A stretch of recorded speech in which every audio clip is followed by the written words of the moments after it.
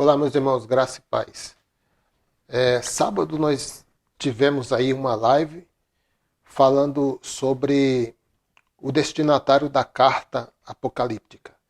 E dentro dessa live nós falamos sobre vários pontos dentro da carta apocalíptica, né? E um dos pontos aí que muitas pessoas citaram aí nos comentários foi a respeito do dragão, o grande dragão que João menciona lá em Apocalipse capítulo 12, do verso 3 ao 4, né? Falando sobre o grande dragão vermelho.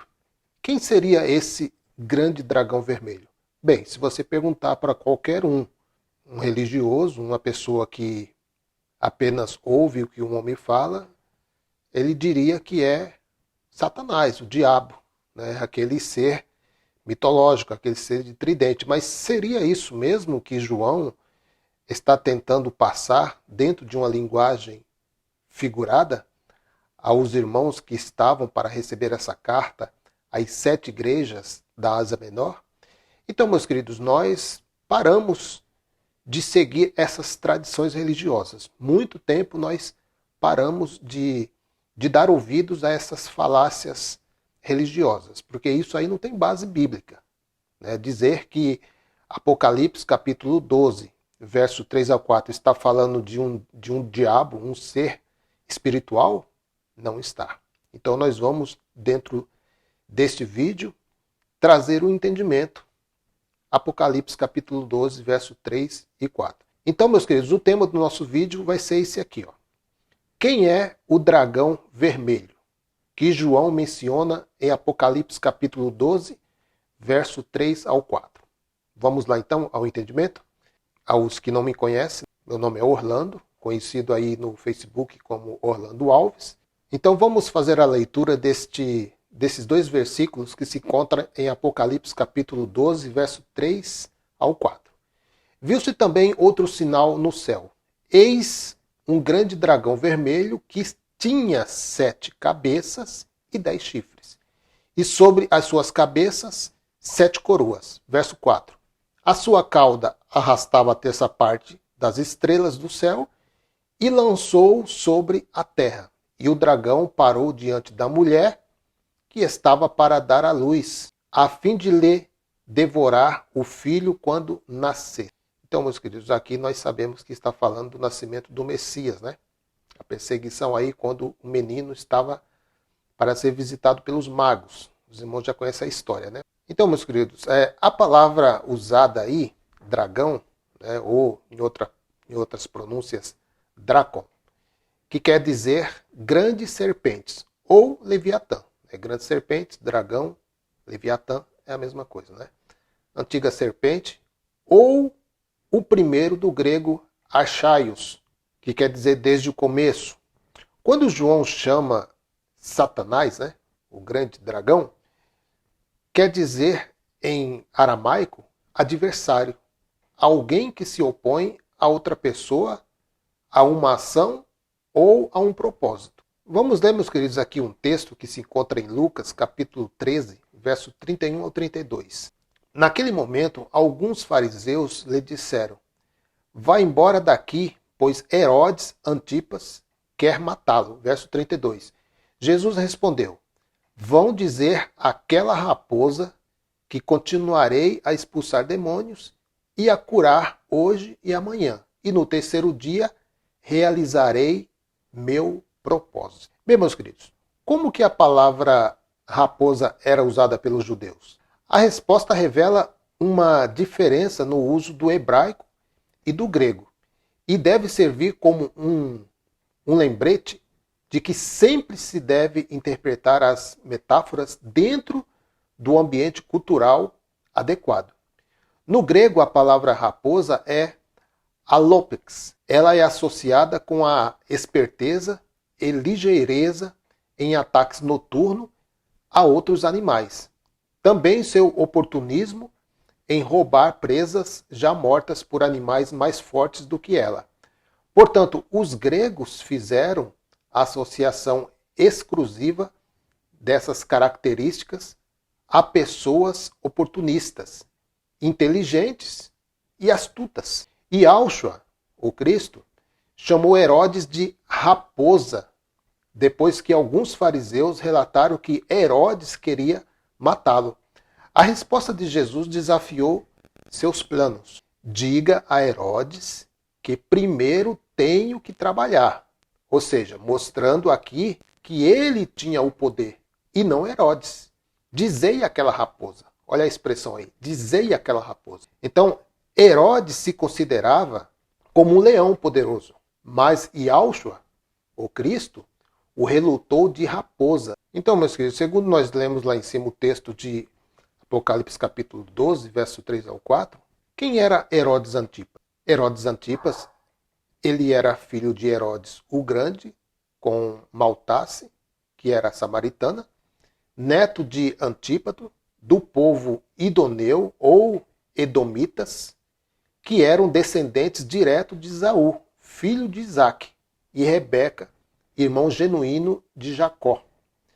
Antípatro se converteu ao judaísmo e Herodes e seu filho Herodes Antipas se auto-intitulavam rei dos judeus por causa da herança de seus antepassados até Esaú, aquele que vendeu a primogenitura para seu irmão Jacó, mas nunca aceitou ter perdido. Na verdade, o trono de Davi tinha sido prometido por Deus para a linhagem de Jacó. Herodes Antipas se tornou um usurpador do trono e o povo judeu não aceitava como líder, muito menos como rei. E Yahshua, ele é o legítimo sucessor ao trono pela linhagem de Davi. Está lá em Lucas capítulo 1, verso 32. E mostra sua autoridade ao responder e desafiar os planos de Antipas. Voltando lá. Diga a Herodes que primeiro tenho que trabalhar. Estava comentando sobre a inaptidão ou incapacidade de Herodes em cumprir a sua ameaça ao Cristo. Todo o poder que ele tinha, só o tinha por quê? Porque Deus havia permitido. Então, meus queridos, vamos ler outra vez aí Apocalipse capítulo 12, verso 3 ao 4. Então outro sinal apareceu no céu, e eis um grande dragão vermelho, com 7 cabeças e 10 chifres. E nas suas cabeças havia 7 diademas. Em sua cauda varreu 1/3 das estrelas do céu, e as atirou para a terra.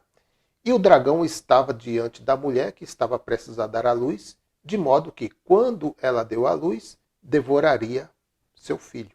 Estrelas aqui, ou terça parte, são as crianças, e não a terça parte dos anjos da tal rebelião do céu que os concílios criaram e que a igreja evangélica segue no mesmo engano. Então, meus queridos, aqui em Apocalipse 12, descreve a primeira vinda de Yahshua, A mulher é Israel, a criança é Jesus e o dragão é Roma, aí sendo representado por Herodes, que é a dinastia herodiana. Uma observação, meus queridos. Os Herodes são descendentes de Esaú, voltando lá, porque João chamou Herodes de dragão vermelho. Herodes são descendentes de Esaú e são os edomitas, e os amalequitas da Bíblia. E saiu o primeiro ruivo. Está lá em Gênesis capítulo 25, verso 25 também. Herodes o Grande, sua conexão com Edom, que era as montanhas de que Deus falava lá no livro de Malaquias, referem-se à região onde Esaú e seus descendentes se estabeleceram. Uma área que recebeu o nome de Edom, que significa vermelho. Por quê? Porque Esaú ele saiu vermelho e todo peludo como fosse um casaco, segundo está lá relatado na Bíblia. Um corpo peludo. E, ironicamente, a região em si era predominantemente vermelha. Então, meus queridos, por isso que João ele usa aqui a linguagem figurada de o grande dragão vermelho. Então, ao falar o grande dragão vermelho, dentro de uma linguagem de figura do judaísmo, as 7 igrejas que estão na Ásia Menor, saberiam que João está falando sobre o reinado de Herodes e todo o seu governo e o poder que ele passou para Roma, quando ele usa a expressão dragão vermelho, então eles saberiam que está falando de Herodes, porque Herodes é da descendência de Esaú, que quer dizer avermelhado, ou seja, vermelho. Então, meus queridos, fica muito fácil, né? Quando nós pesquisamos, fica muito fácil quando nós pegamos um tempo para examinar bem as escrituras e recorrer também à história, meu. Tem muita coisa na história que o religioso ele não aceita como apoio bíblico. A Bíblia está aí, mas a história também. E tudo está conectado, meus queridos. Tudo está ligado à história. Então você não pode desprezar a história, porque a história ela dá validade às escrituras. Quando você nega a história, você está desvalidando a Bíblia também. Então, meus queridos, fico por aqui. Espero ter somado aí com os irmãos nesse entendimento. Aí está o grande dragão vermelho que João menciona lá em Apocalipse capítulo 12, do verso 3 ao 4. Lembrando, mais uma vez, como eu falei no vídeo, né, o dragão, ao arrastar com a sua cauda até essa parte das estrelas, não está falando daquela famosa rebelião no céu, que pela sua cauda ele arrastou a terceira parte dos anjos. Não, pela sua cauda ele arrastou a terceira parte das estrelas. E estrela também é uma outra linguagem de figura que você vê também lá em Gênesis, né?